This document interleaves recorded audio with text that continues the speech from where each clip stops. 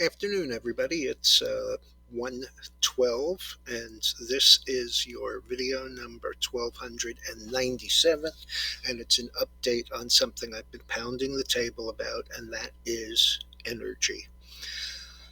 We all know what's going on with gas at the pump, and maybe there is some demand destruction, and there's still a big segment of the economy that doesn't have a choice, has to pay the higher prices.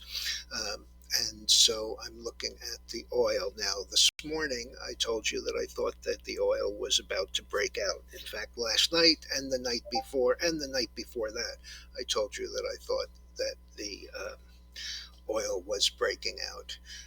This is a longer term look. This is the weekly going back 5 years. And just so that you know, this low here that shows as $6.50 was actually in the front month negative numbers at the expiration of the April 2020 contract. So we've had a huge move here, and what we've done is we've consolidated that move. So let's zoom in a little here.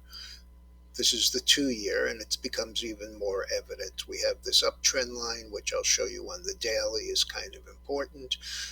We have this 5 and 20 week moving average. 5 week is the purple, 20 is the blue, and in fact it just rides absolutely along with that uptrend line.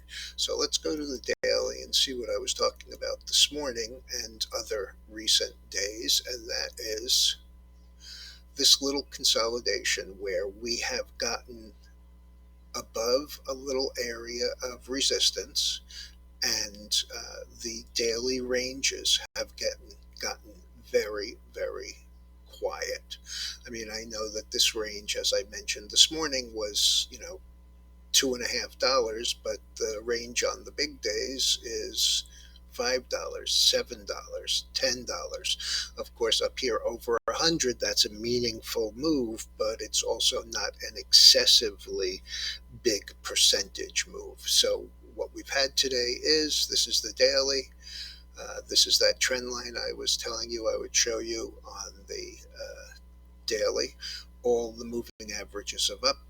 The 5 has gone through right here to the upside, 5 through the 20, as well as through the 50. So we have two areas I'd be concerned about. The first one is going back, let's see,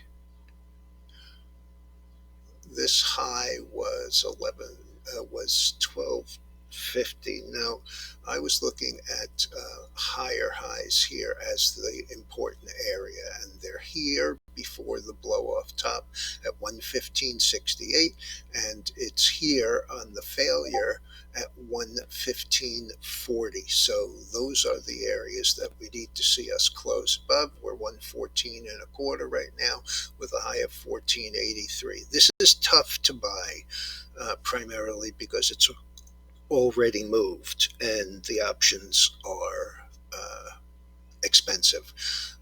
But you might want to try in either PXD, Pioneer, or DVN, which is Devon, which also has a solid nat gas component, or the ETF for oil, which is USO.